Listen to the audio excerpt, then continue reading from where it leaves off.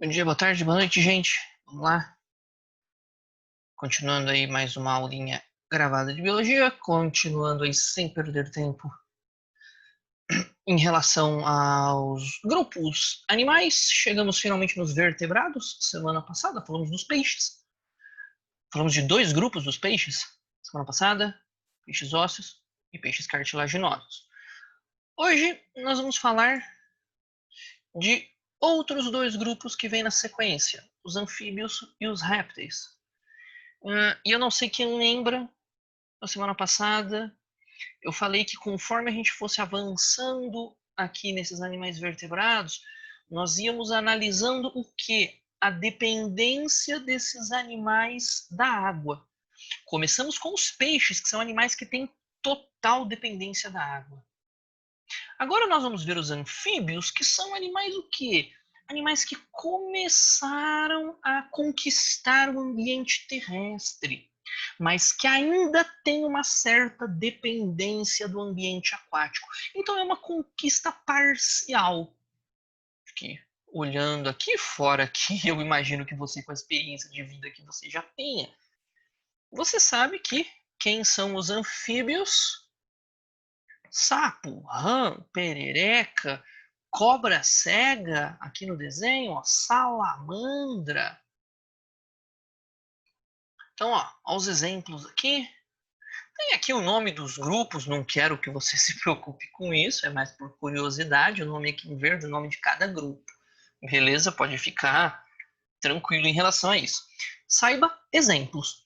É claro que desse grupo aqui, o exemplo mais clássico é o sapo. Então, na medida do possível, né, vamos falar deles, de uma maneira geral. Tá? Pô, professor, não sabia que cobra cega era anfíbio. Cobra cega não é réptil? Não. Cobra cega é anfíbio. Tá? A pele é bem úmida. Mas vamos ao que interessa. Como eu te falei, os anfíbios foram os primeiros aí a conquistar, primeiros vertebrados, a conquistar o ambiente terrestre. Só que lembra que eu te falei que é uma conquista parcial, eles ainda dependem de ficar em ambientes úmidos, eles ainda dependem de ficar próximos da água. Água doce, beleza? Eles ainda são ectotérmicos, lembra da aula passada que a gente falou dos peixes? Semelhança aqui, ectotérmico é aquele que tem a temperatura corporal variável. Se o ambiente está mais quente, está quente. A temperatura do anfíbio está alta. Se o ambiente está gelado, a temperatura do anfíbio diminui. Para o anfíbio, para o sapo aumentar a temperatura, ele fica lá um tempo estirado ali no sol, um pouquinho, para a temperatura corporal dele subir um pouquinho e ele dá uma acelerada, o metabolismo dele dá uma acelerada. Ele depende de se aquecer, né? Ele depende da temperatura ambiental aí para ter essa aceleração do metabolismo. Mas, ponto principal. O que fez os anfíbios conquistarem esse ambiente terrestre? Claro que tem várias características, gente. Eu estou apontando aqui apenas algumas que eu acho que são de maior interesse para vocês, mas existem várias dos dois pontos aqui. Vamos lá. Conquista do ambiente terrestre. Poxa, os indivíduos adultos passaram a respirar também por pulmões. Que o pulmão? Pulmão é um órgão especializado em retirar oxigênio da atmosfera. Até aqui, peixes respiravam por brânquias. Brânquia só retira oxigênio da água. A partir do momento que esses animais estão conquistando o ambiente terrestre, o pulmão é extremamente vantajoso. O pulmão é uma evolução para eles viverem na Terra. Só que eles não vão ter respiração só pulmonar. Estamos falando de adultos, tá? Outra coisa que foi essencial. Pensa no sapo, pensa nas patas de trás de um sapo.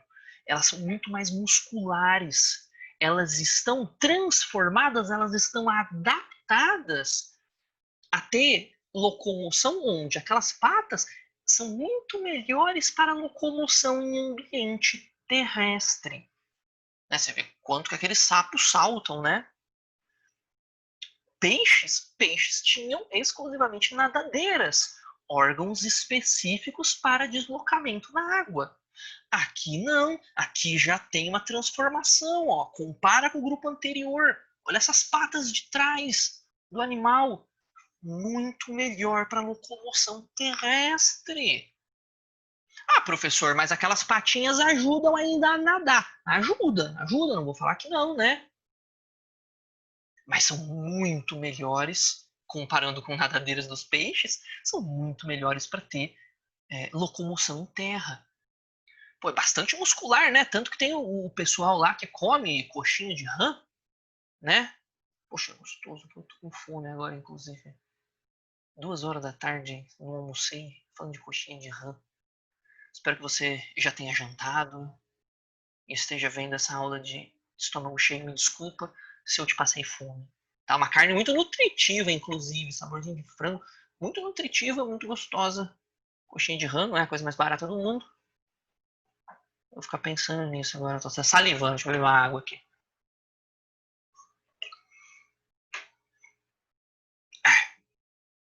Então são duas boas características aqui que proporcionaram os anfíbios a conquistar o ambiente terrestre.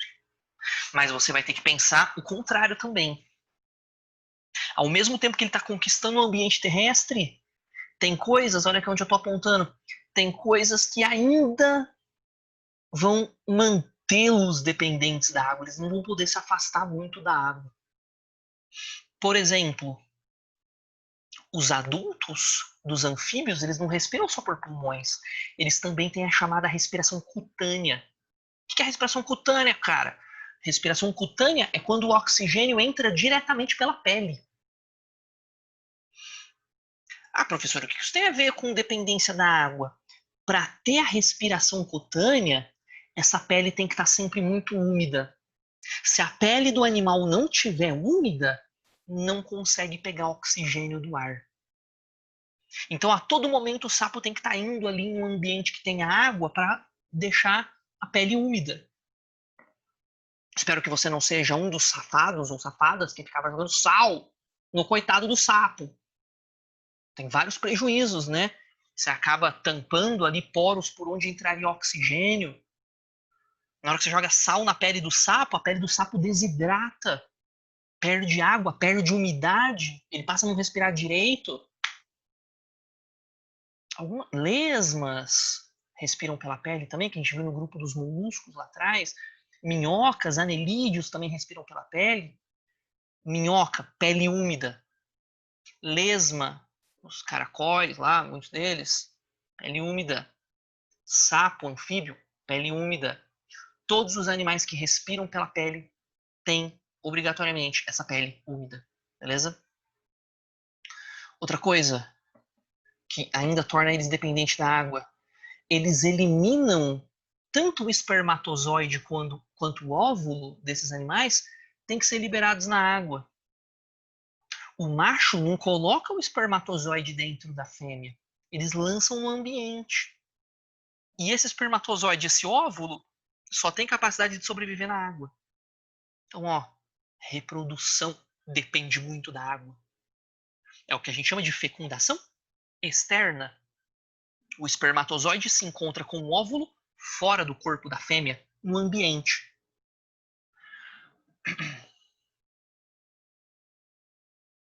Acho que a palavra melhor aqui não é postura de ovos na água, né? É desenvolvimento dos ovos na água. Perdão, tinha pegado um Ctrl+C, Ctrl+V do slide de um outro grupo, estava com postura. Postura é quando a fêmea, né, põe diretamente os ovos aqui. Esses ovos são formados diretamente no ambiente. Mas correção aqui em tempo real, hein? Esses ovos, juntou o espermatozoide no óvulo. Esse ovo se desenvolve na água. O ovo do anfíbio não consegue desenvolver na terra. Não sobrevive. Então, na hora aí de passar para o caderno, não escreve postura de ovos, não. Tá? Não acho o melhor nome, por mais que estivesse no livro que eu peguei. Acho o desenvolvimento dos ovos melhor. Tá? Quero só ver aí quem vai passar a postura. Que aí não significa que não tá ouvindo o que eu tô falando. Então, passa aí como desenvolvimento dos ovos na água. Outra coisa, todo mundo sabe lá, desde pequenininho, os professorinha falando, antes do sapo virar adulto, ele passa pelo quê? Pela fase de girino. Desenvolvimento indireto, tem uma larva. E esse girino só sobrevive onde? Na água. Porque o girino respira por brânquias, igual os peixes. Então, olha como a reprodução é extremamente dependente da água. O espermatozoide tem que ser liberado na água. O óvulo tem que ser liberado na água. O desenvolvimento do ovo tem que ser na água. O girino que nasce desse ovo precisa se desenvolver na água. Então, olha aqui, ó, os estágios jovens do anfíbio, o girino, é totalmente dependente da água. O adulto já tem aí uma certa independência, começa a respirar por pulmões, o desenvolvimento das patas, mas a respiração pela pele ainda mantém eles dependentes da água. Então, falou em anfíbio, lembra disso, anfi, metade, bio, vida, né? Seria parte da vida na água, estágio jovem de vida, girino, na água, estágio adulto, sapo, por exemplo, já consegue viver em terra úmida. Então, falou em anfíbio, lembra dessas duas coisas, da conquista parcial do meio terrestre, só que o que ainda mantém eles dependentes da água, beleza? Principalmente em relação à respiração e reprodução.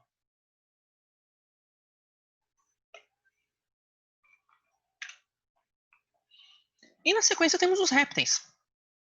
Já os répteis, animais que têm uma independência da água.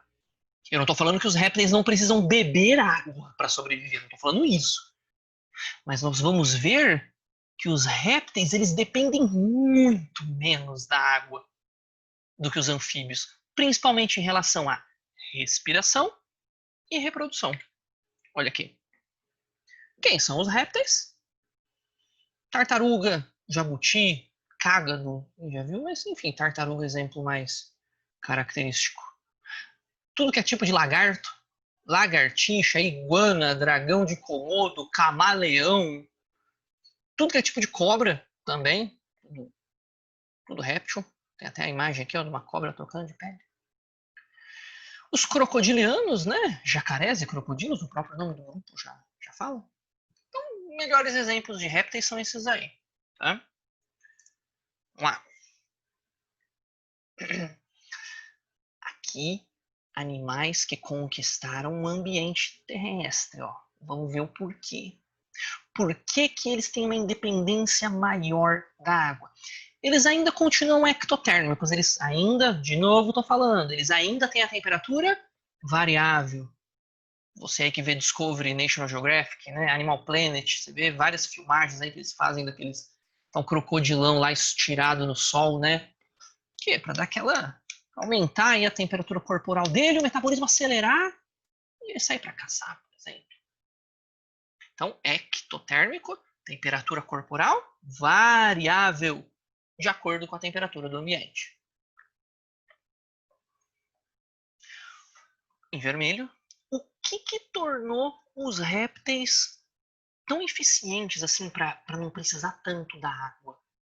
Por que os répteis conquistaram essa liberdade da água, vamos dizer assim? Pele, característica da pele, ó. A pele passou a ser mais grossa.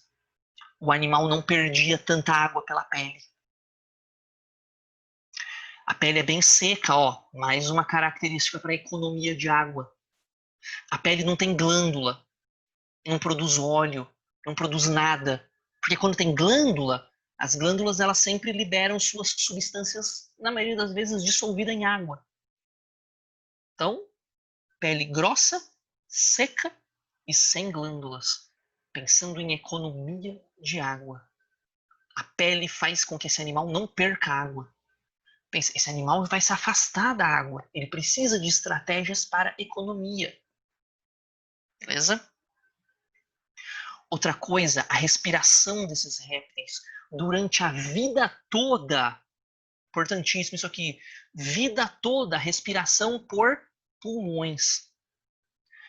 Ah, professor, então aqui se esses animais têm a pele seca, eles não vão ter aquela respiração cutânea que você falou lá nos anfíbios. Não, nem teria como. Então, não tem respiração por brânquias também em nenhum momento da vida? Não. 100% da vida esses animais respiram por pulmões, que é o órgão específico para a respiração em ambiente terrestre. Olha a independência da água, vai raciocinando, junta uma coisa na outra. Compara com o grupo anterior. Já está no terceiro, você tem essa capacidade. Perde preguiça de pensar, de raciocinar. Pense biologicamente, pense evolutivamente.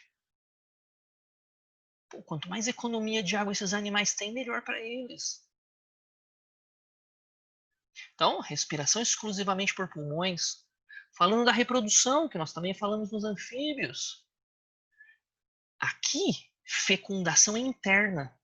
O macho insere o espermatozoide pelo pênis dentro da fêmea. Professor, então eles não precisam eliminar na água? Não. O macho vai lá e coloca direto o espermatozoide na fêmea. Não há dependência da água. Olha a vantagem. Outra coisa, o desenvolvimento é direto. Não tem estágio larval.